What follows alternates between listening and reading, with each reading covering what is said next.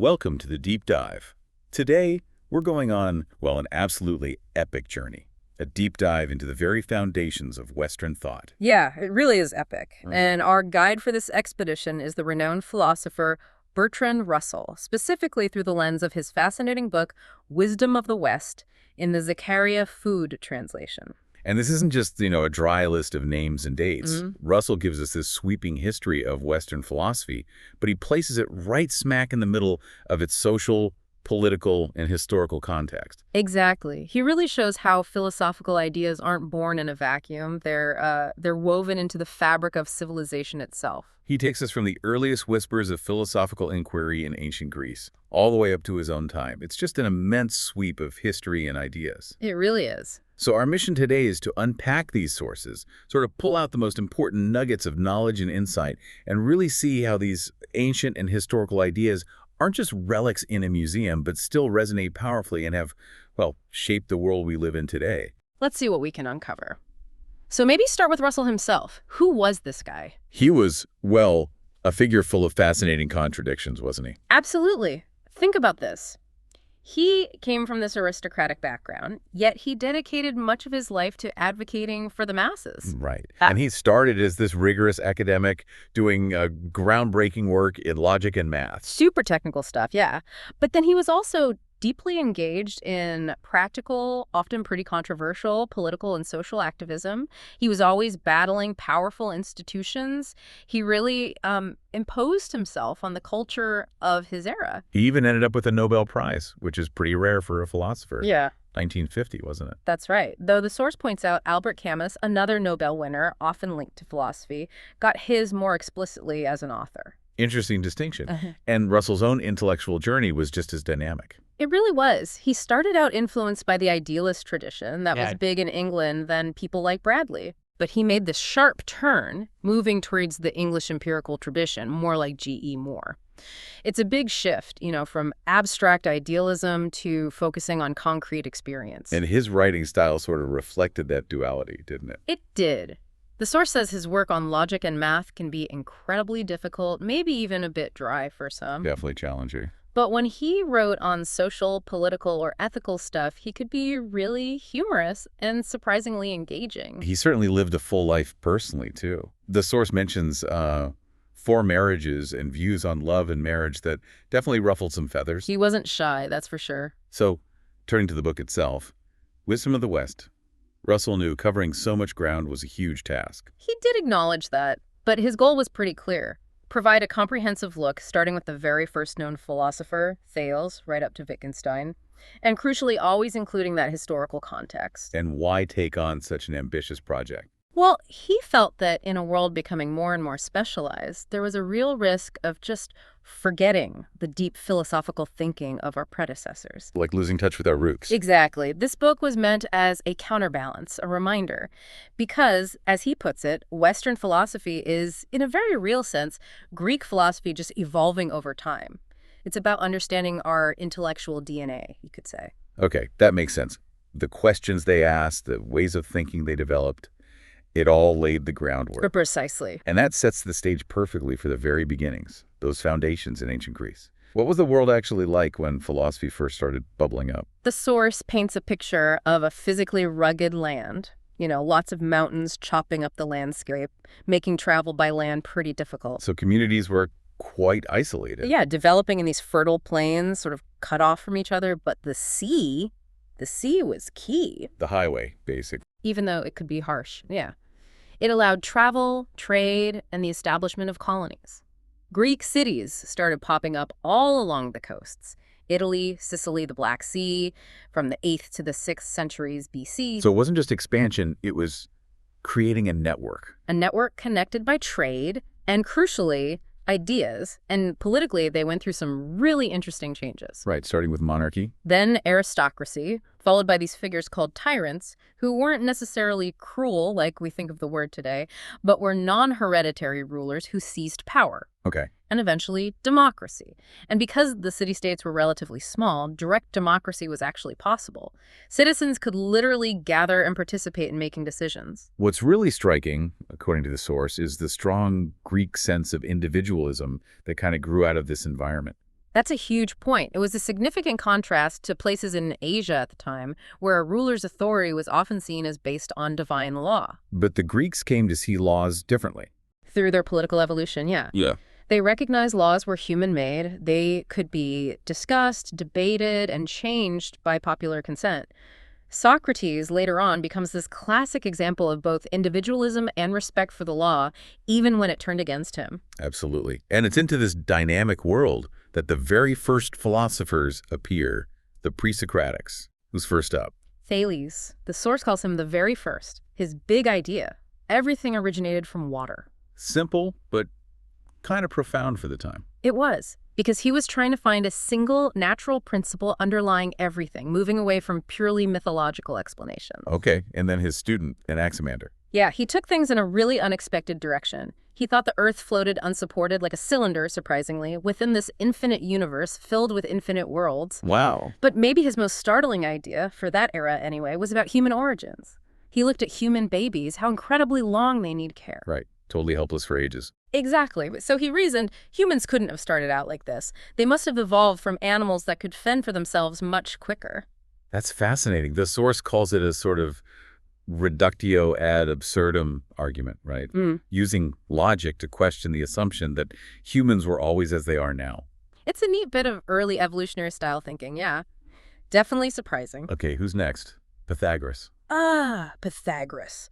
An absolutely pivotal figure, especially for mathematics.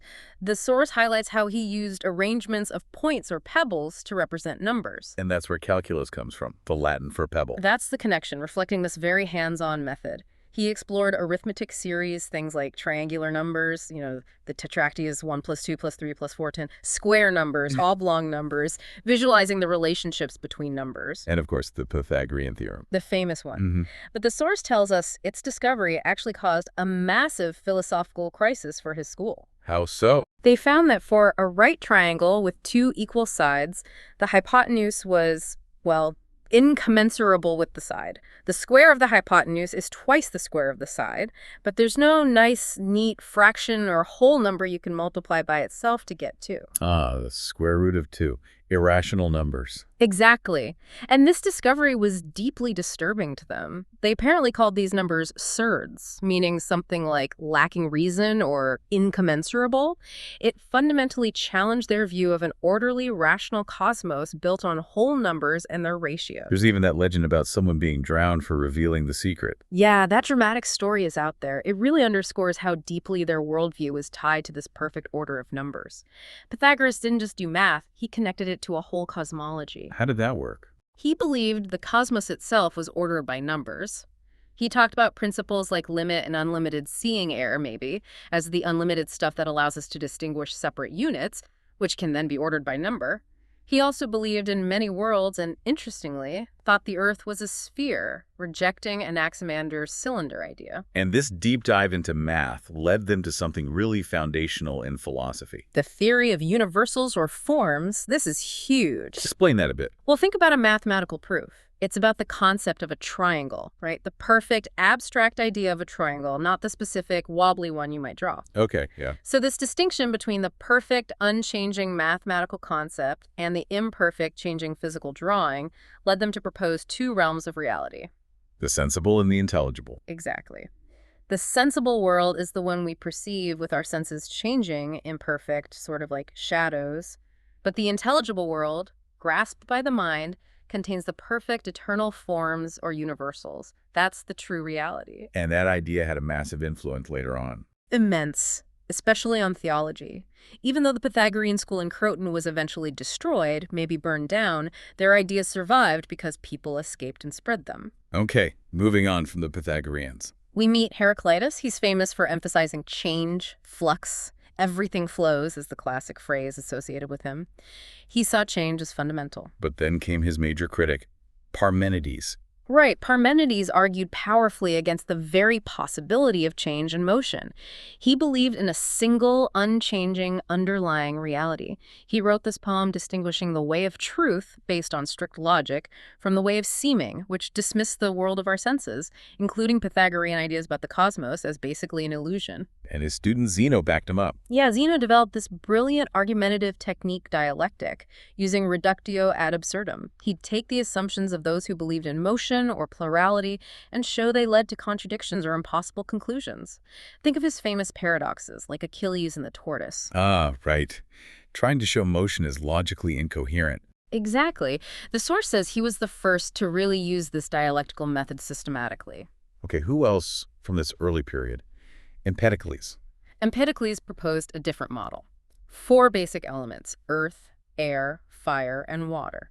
These weren't static. They interacted through 2 cosmic forces he called love, which brings things together, and strife, which pulls them apart. Kind of like attraction and repulsion. Sort of, yeah. And then there was Anaxagoras, who introduced a really interesting concept, nous. Mind or intellect? That's usually how it's translated. He saw nous as the active principle that brings order and initiates movement in the cosmos. Importantly, while it was distinct from other matter, he still thought of it as a kind of material substance itself. How did it work? He described it starting this vortex motion, causing things to separate out based on their mass, heavier stuff like Earth moving to the center, lighter stuff moving outwards. Nous was also what distinguished living things from non-living things. And finally, rounding out the pre-Socratics in the source. The atomists. Leucippus and Democritus, they developed the theory that everything is made of tiny, indivisible, unchanging particles called atoms, moving around in empty space, the void. So change, for them, wasn't fundamental reality changing. No, change was just the rearrangement of these unchanging atoms. The source makes a good point that this wasn't just a random guess. It was driven by a logical need to explain change by referring to something permanent and unchanging. It's a powerful idea that lasted, obviously. It did, although it's worth remembering, as the source notes, that Aristotle later strongly argued against atomism, particularly denying the existence of the void. Okay, so that whirlwind tour of the pre-Socratics really sets the stage for the absolute golden age in Athens, dominated by those 3 huge names, Socrates, Plato, and Aristotle. Right. And starting with Socrates, well, much of what we know about him comes filtered through his students, especially Xenophon, and most importantly, Plato. Plato's dialogues are the main source. They are, giving us these vivid pictures of Socrates in conversation. Though the source does caution that the later dialogues might reflect Plato's own developing ideas more than the historical Socrates.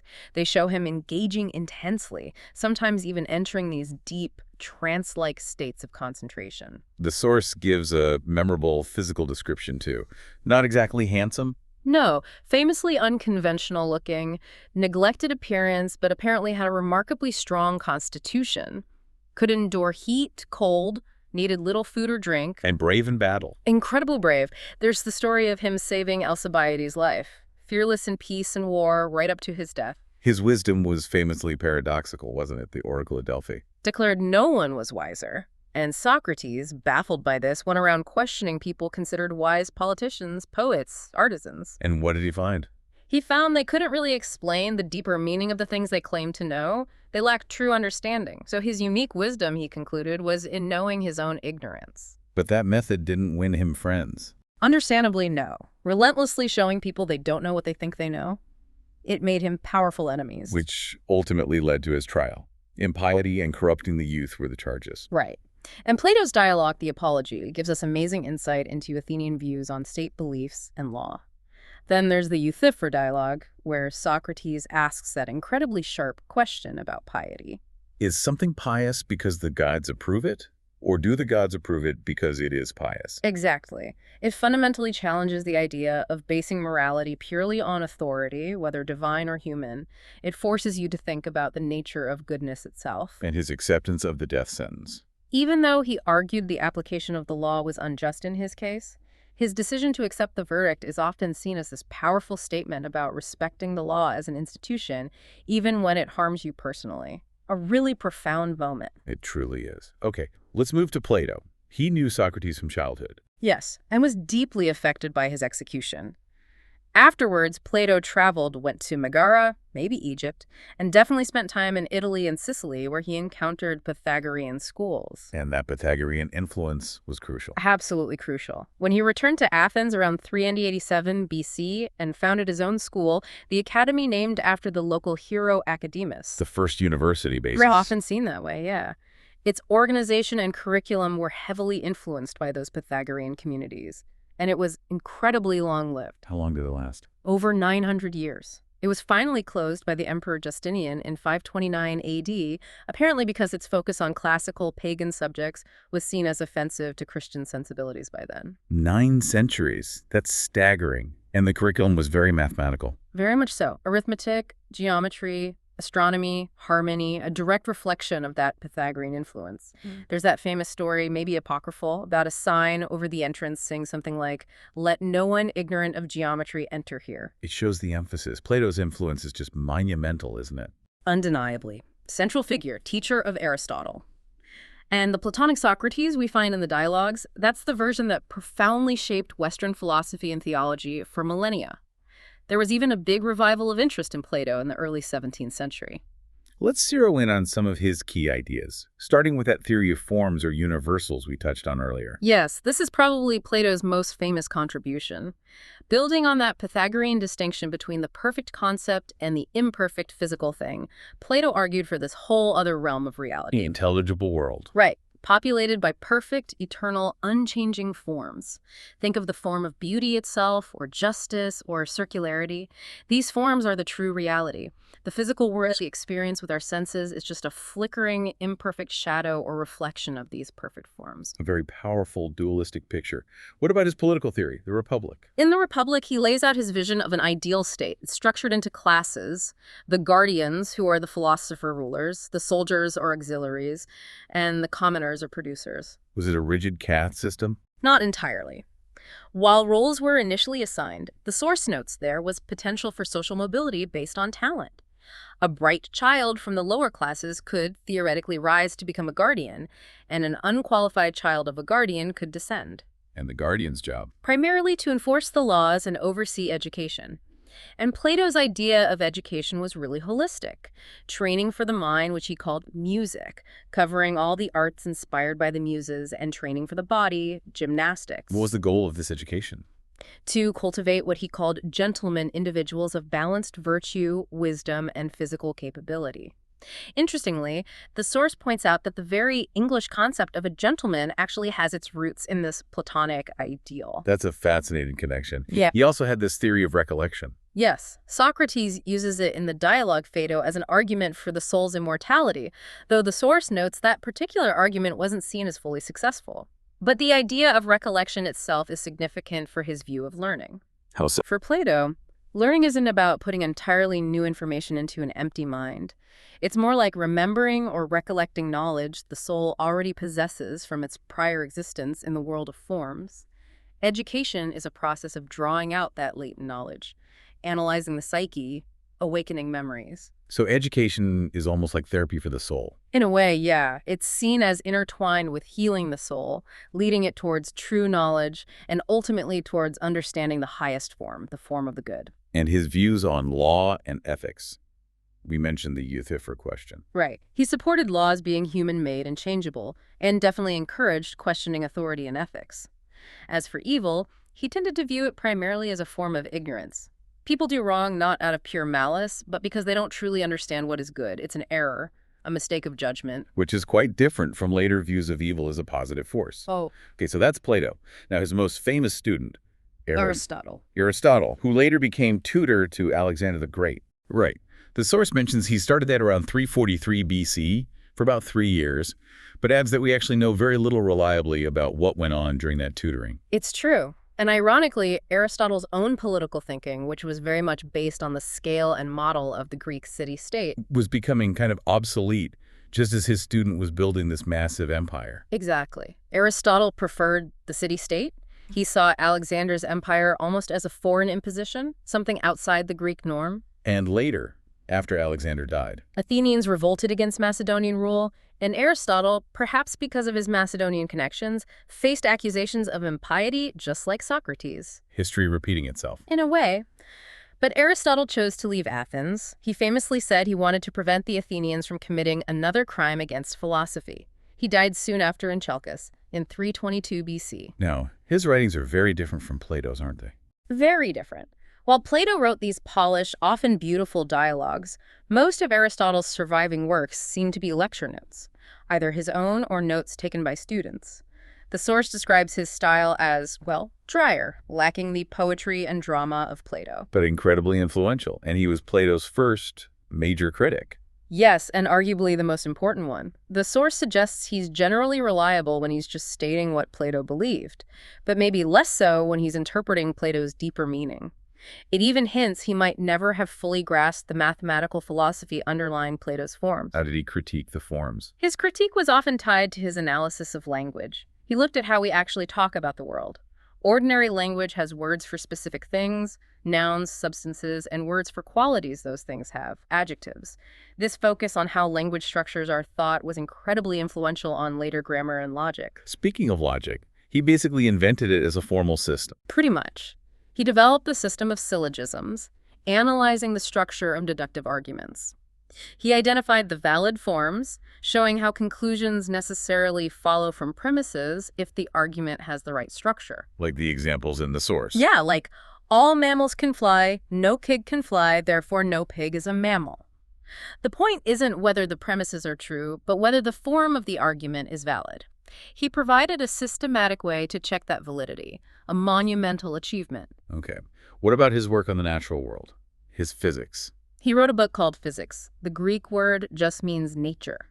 He clearly believed he was uncovering the fundamental secrets of the natural world. But this is where the source points out some significant problems. Yes.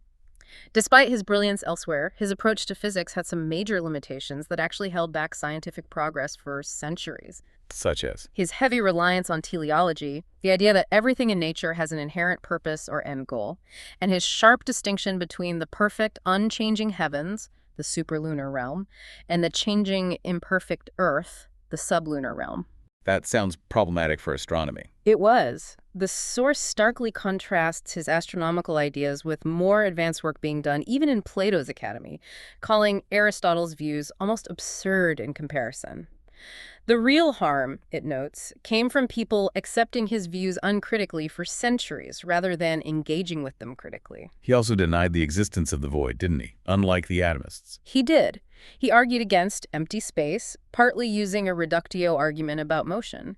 He reasoned that speed depends on the resistance of the medium, so in a vacuum with no resistance, speed would have to be infinite, which he considered impossible. And that led him to conclude heavier things fall faster. Yes, another famous conclusion that turned out to be incorrect, at least in a vacuum. It shows how even brilliant reasoning can go astray if the starting assumptions are flawed or incomplete. What about his political views? How do they compare to Plato's Republic? The source describes Aristotle's discussion of the ideal state as maybe less detailed, more flexible, less rigid than Plato's blueprint. He put a much stronger emphasis on the importance of the family unit. Why the family? He thought it was crucial for developing the emotions and character needed for a virtuous citizen. He worried that purely communal arrangements, like Plato proposed for the guardians, could lead to neglect because collective responsibility can sometimes mean no one feels personally responsible. Interesting point. What about property? He leaned towards private ownership, arguing it encourages care and responsibility. But he also suggested that the yields or benefits from that property should somehow be shared for the common good, so a kind of enlightened private property system. And his view on evil? Similar to Plato's? Pretty similar, yeah. He generally saw evil not as a positive force, but as a lack, a deprivation, a falling short of the good or the proper function of something. It belongs to the realm of what is not. He also wrote the Poetics. Not a full theory of art, but influential. Very influential, especially in literary criticism. The source notes his fundamental distinction between poetry that tells a story, epic poetry, and poetry that presents an action, drama. That basic epic drama distinction really stuck. And he speculated about the origins of tragedy. Yeah, he linked it to earlier ritualistic chanting, possibly connected to the goat's song. Tragos is Greek for goat, ode for song. He also saw tragedy as powerful both when performed and when simply read. Okay, so that takes us through the giants of Athens. What happens after this classical peak period? We move into what's called the Hellenistic period. The whole political landscape had shifted dramatically because of Alexander the Great's conquests. The city-state wasn't the center of the world anymore. And philosophy reflected this change. It did. The source says it started to reflect the ethical condition of the era, which was marked by a sense of uncertainty, maybe anxiety. With the decline of the old political structures, people were looking for ways to live a good life in a much larger, less predictable world. What were some of the key philosophical responses? A really important school that emerged was Stoicism. What was their core idea? Their central insight, according to the source, was this emphasis on virtue as the supreme good. And crucially, virtue is seen as an inner quality, your character, your rationality, your will, something that external circumstances, good fortune or bad, political chaos, couldn't actually touch or take away. That sounds like a source of resilience. Exactly. It offered a way to find stability and meaning within oneself, regardless of the external world. And this focus on inner virtue and duty had a huge impact. The source notes that Stoic ethical ideas were significantly integrated into early Christianity. Interesting connection. What other schools were prominent? Neoplatonism.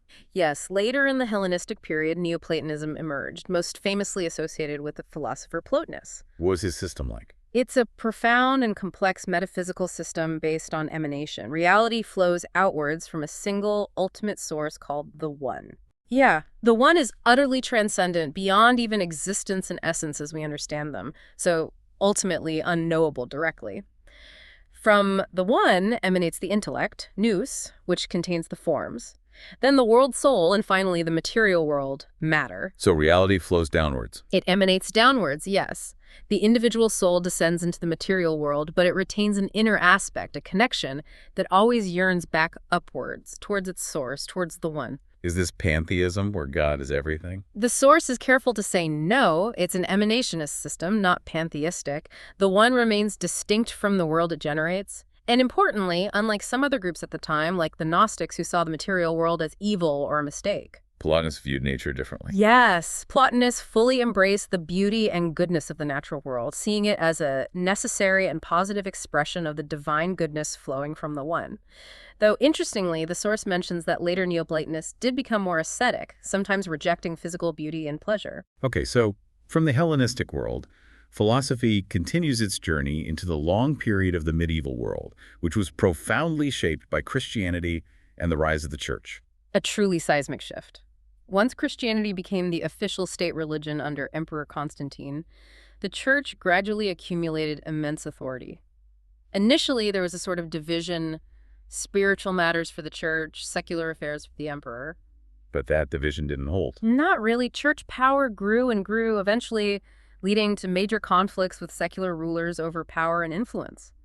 This dominance wasn't seriously challenged on a large scale until the Reformation much later, which emphasized a more direct personal relationship with God, bypassing some of the church hierarchy. And during this long medieval period, the source notes a general decline in widespread literacy and learning in the West. Yes, that's generally true outside of church institutions. Literacy and scholarship became largely concentrated among the clergy, monks, priests, bishops. In fact, the source points out that's where the word cleric comes from, originally meaning a scholarly person or writer. So the church played a role in preserving knowledge. A vital role, yes. Monasteries, especially, became repositories of ancient manuscripts. But philosophy itself often took on a different role during this time. It frequently became, essentially, a tool used to explain, defend, and provide a rational framework for church doctrines and authority. Handmaiden of theology is a phrase sometimes used. Who were some of the significant intellectual figures shaping thought in this era? Well, there was Ambrose, a really powerful intellectual and Bishop of Milan. The source highlights his famous standoff with Emperor Theodosius. Where's that about? The emperor demanded that a local bishop pay compensation because a mob had burned down a synagogue.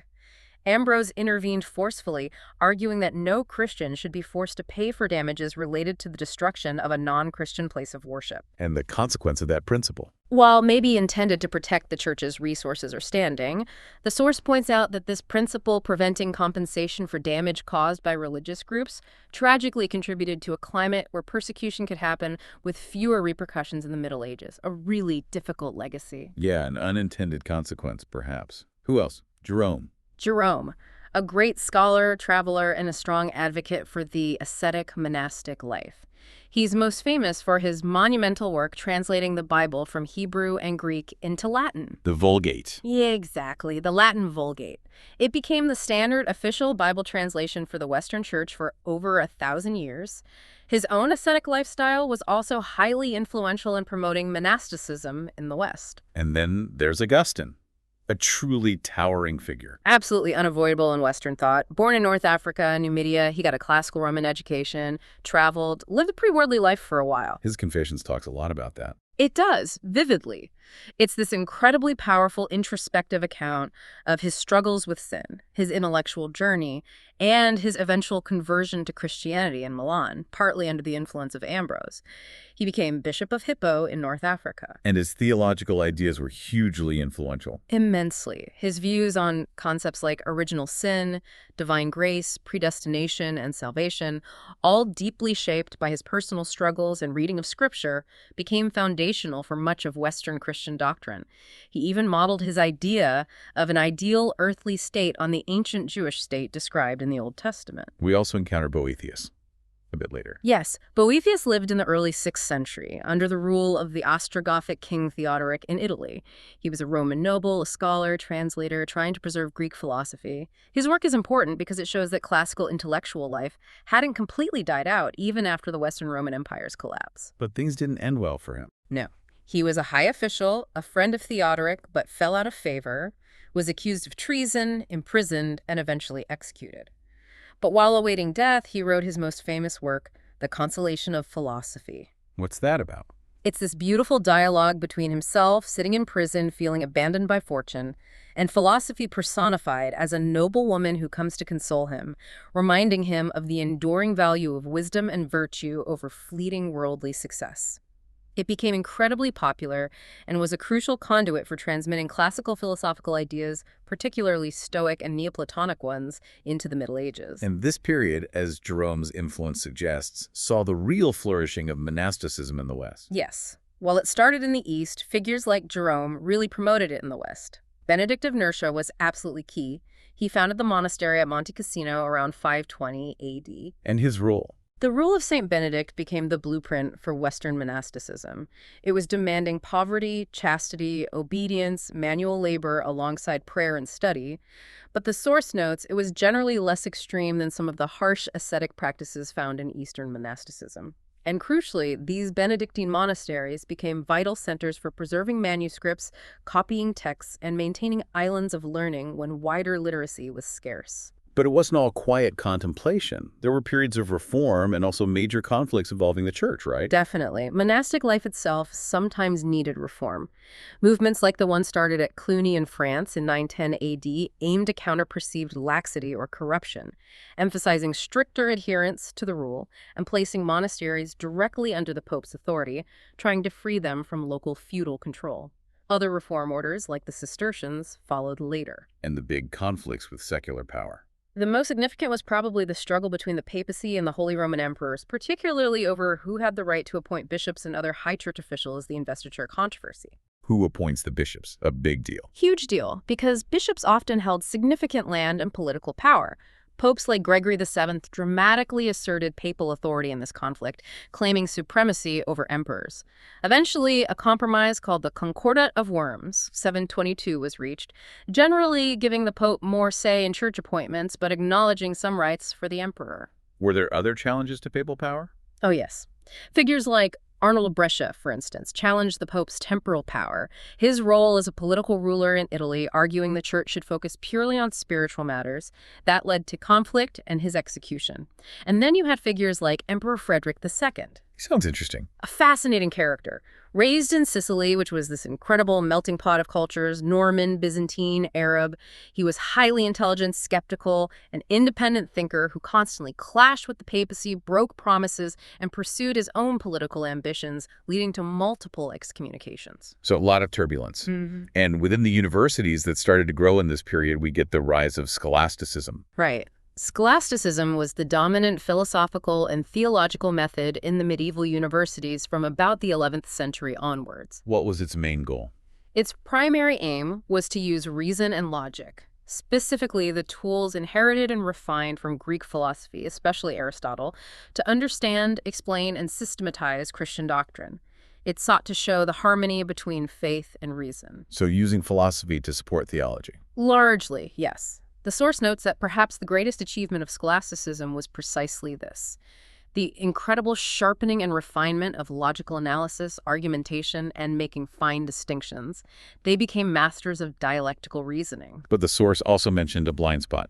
Yes, a significant one often pointed out is a relative lack of emphasis on empirical investigation, on observing the natural world directly. Their focus was heavily on analyzing text, scripture, church fathers, Aristotle, and resolving apparent contradictions through logic.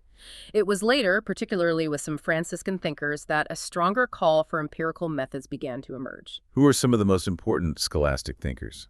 Well, early on, there's Anselm of Canterbury, famous for his ontological argument for God's existence, arguing that the very concept of God as that than which nothing greater can be conceived logically entails his existence. A purely rational argument. Exactly.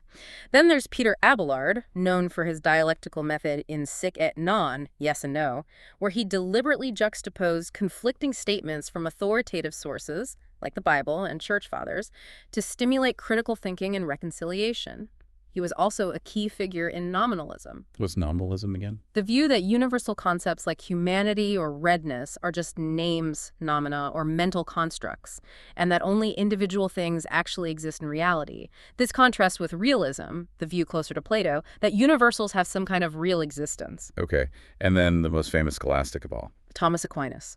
Absolutely central. A Dominican friar, student of Albertus Magnus, who was himself instrumental in reintroducing Aristotle to the West. And Aquinas' big project was integrating Aristotle with Christianity. That was his monumental achievement. Aristotle's philosophy, rediscovered through translations often coming via the Islamic world, presented both a huge opportunity and a challenge to Christian thinkers. Aquinas undertook the immense task of synthesizing Aristotelian philosophy, his logic, metaphysics, ethics, politics, with Christian doctrine, showing they could be compatible. His masterpiece is the Summa Theologica. Did he face opposition? Yes. He relied heavily on new, more accurate Latin translations of Aristotle by William of Moerbeke, and he had to contend with interpretations of Aristotle, particularly from followers of the Islamic philosopher Averroes, the Latin Avarists, at the University of Paris. Some of their views, especially concerning the nature of the soul and its immortality, were seen as directly contradicting Christian dogma. Aquinas worked carefully to adopt Aristotle's framework while defending core Christian beliefs. He made a distinction between what reason can know and what requires faith. Precisely. He distinguished between natural theology, truths about God that he believed could be known through human reason and observation of the world, like God's existence as the first cause or prime mover, and revealed theology, truths known only through divine revelation in Scripture, like the Trinity or the Incarnation. His famous 5 ways, or proofs, for God's existence are classic examples of natural theology. Okay.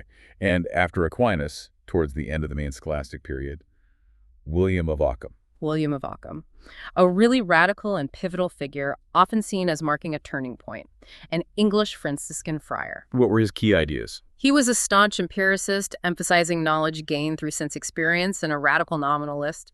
He famously wielded Occam's razor, the principle that explanations shouldn't multiply entities beyond necessity. For him, universals were definitely just names or concepts with no reality outside the mind or language. And this got him into trouble. Big trouble. His ideas were seen as undermining the metaphysical foundations used to support many church doctrines. He clashed with the Pope, who was then based in Avignon, France, was accused of heresy, and eventually had to flee, finding protection with the Holy Roman Emperor, who was also in conflict with the Pope. What was the impact of his thinking? The source suggests his skepticism, while maybe intended to purify faith by stripping away unnecessary philosophical baggage, had a profound long-term effect. By insisting that universals weren't real and that knowledge comes primarily from experience of individuals, he effectively severed the close link between reason, logic, and theology metaphysics that had characterized high scholasticism. Opening the door. For empirical science, which focuses on observing individual phenomena, and also for a more subjective, individual understanding of faith, less reliant on complex rational systems. The source notes this also coincided with the rise of mystical movements, like Meister Eckhart's. Occam himself was eventually declared a heretic, but his ideas were incredibly influential in paving the way for later developments. So, Occam's radical nominalism and empiricism really feel like a signal of transition. setting the stage for the shift towards the modern age and the Renaissance. Exactly. The Renaissance, beginning roughly in 14th century Italy, marked this crucial change in focus, a kind of rebirth of interest in classical antiquity, but also a powerful new focus on the empirical world, on human affairs, human potential, and the value of life in this world. A definite shift away from the dominant medieval preoccupation with the afterlife and sin. Yes. Renaissance thinkers celebrated human capabilities, creativity, and engagement with the earthly realm. This provided fertile ground and a powerful stimulus for new kinds of inquiry, including scientific research. And we see the scientific research really start to take off. Absolutely. The source just mentions it briefly, but this is the era leading into the scientific revolution. Copernicus challenging the geocentric model by reviving Aristarchus's ancient heliocentric idea. Galileo using the telescope to make observations that supported Copernicus, facing opposition from the church. Kepler figuring out planetary motion, and culminating later in Newton, whose Principia just fundamentally reshaped our understanding of the physical universe. Right. Laying out the laws of motion and universal gravitation, involving the powerful new tool of calculus, which Newton and Leibniz developed independently. It's a trajectory that continues through figures like Einstein in the 20th century. And alongside these huge intellectual and scientific shifts, the source connects this whole history to the immense social changes brought about, especially by the Industrial Revolution later on. It does. It describes that profound social upheaval, the mass migration of populations from rural areas into rapidly growing, often squalid, industrial cities. The rise of factories and slums. Exactly. Widespread exploitation of workers in factories, men, women, and children facing incredibly low wages, long hours, and dangerous conditions. The source mentions the initial resistance to new machinery, like the Luddites smashing looms. And the old ways of thinking weren't equipped for this. The source makes the point that older forms of liberalism, often rooted in ideas about agricultural land ownership or independent skilled crafts, were simply inadequate to grasp or address the completely new scale and nature of the problems created by industrial capitalism. It also notes, briefly, that countries that industrialized later, like on the continent of Europe, maybe faced some of the initial shocks less intensely than Britain did. Yeah, they perhaps had the chance to learn from Britain's experience or had different social structures. It's a complex picture. The source then just offers really quick glimpses of philosophical thought after this major period, acknowledging it can't cover everything. Understandably, yeah. It mentions, for example, positivism associated with thinkers like Ernst Mach. What was their main idea? Positivists emphasize that science should stick strictly to describing and predicting observable phenomena. They argued science should not try to provide underlying explanations of why things happen, just describe how they happen based on observation. That sounds quite restrictive for science. It does, and the source mentions Meyerson as a critic who argued strongly that science absolutely does seek and require explanation, not just description. It also briefly mentions idealism again. Yes, specifically Benedetto Croce, an influential Italian idealist philosopher, heavily influenced by Hegel and Vico. He was also known for his extensive work in aesthetics, history, and literary criticism. The source notes him as an independent intellectual figure who managed to maintain his integrity and continue working through the fascist era in Italy. So, looking back over this entire deep dive, wow, we've covered an absolutely immense intellectual landscape. We really have, from those first tentative steps by the Greeks trying to analyze the physical world using reason, through the profound moral and political questions raised by Socrates, Plato, and Aristotle in Athens. The complex blending and sometimes clashing of that philosophical tradition with religious thought during the long Middle Ages. The intense struggles between faith and reason, church and state. And then that dramatic shift towards empirical science, the Enlightenment, and grappling with the entirely new social and political challenges thrown up by modernity and industrialization. What really stands out looking across this vast sweep is that sense of both continuity and radical change. Absolutely. Ideas don't just vanish. You see them evolve, get challenged, sometimes submerged, then resurface centuries later in a new guise. Think about that fundamental distinction between the sensible world and an intelligible reality. Started with Pythagoras and Plato. Right. Or the enduring problem of universals, are they real or just names?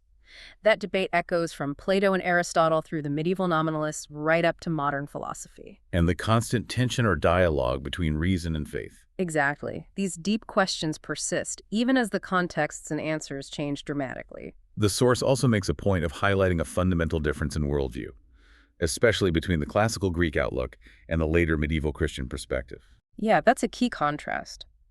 The Greek worldview, as presented here, largely lacked that deep sense of original sin or inherited guilt that became central to Christianity. For the Greeks, life in the world could certainly be difficult, dangerous, even tragic, but it wasn't necessarily seen as a punishment for some primordial evil. They didn't have the same concept of salvation. Not in the Christian sense. Their ethics, while deeply concerned with virtue and living a good life, were often discussed somewhat separately from overarching metaphysical or theological dogmas about the soul's ultimate destiny. The source does note that the later Hellenistic period, facing political uncertainty, introduced a stronger element of resignation or withdrawal from the world, which then influenced early Christianity's emphasis on turning away from worldly concerns toward spiritual ones. And scholasticism, even with its limitations on the empirical side. It undeniably honed intellectual tools, logic, rigorous argumentation, the ability to make fine distinctions. These skills, sharpened by the scholastics, were incredibly valuable and were passed down, becoming part of the toolkit even for the figures who later challenged scholasticism, including those involved in the scientific revolution. And the Renaissance brought that vital shift back. Back to valuing human life, human potential in this world, and the importance of observing and understanding the empirical world itself. That directly stimulated the scientific inquiry that has so profoundly shaped the last few centuries. The source material wraps up by suggesting something quite pointed about the Western world, especially over the last 3 or 4 centuries. Yes, it proposes that what has distinctively characterized the West in this period is a powerful ethic of activity and effectiveness. More than just an idea, it's tied to technology. Yeah, exactly. This ethic is seen as driving and being reinforced by the technological development that originated in the West and has subsequently spread globally. And along with the technology, this accompanying ethic of action, efficacy, getting things done has also gained widespread influence. Which leads us directly to a really provocative thought to leave you, the listener, with. Indeed. If the trajectory of the Western world, and increasingly the whole world through its influence, has been so powerfully shaped by this ethic of activity and effectiveness, this relentless drive to change the world, to solve problems, often through technology and measuring progress. What might we be missing or overlooking? What can this incredibly long and rich history of philosophical ideas from the ancient Greeks pondering the fundamental nature of reality and the good life, to the medieval thinkers wrestling with meaning, transcendence, and the nature of God, to the early moderns grappling with the foundations of knowledge and the limits of reason, what can all this tell us? What valuable perspectives, what alternative ways of understanding ourselves and our place in the cosmos? What potential pitfalls might we be ignoring in our current world, which seems so intensely focused, almost exclusively sometimes, on action, achievement, efficiency, and constant progress? It's definitely something this deep dive makes you stop and think about. What gets left behind when the focus is solely on moving forward?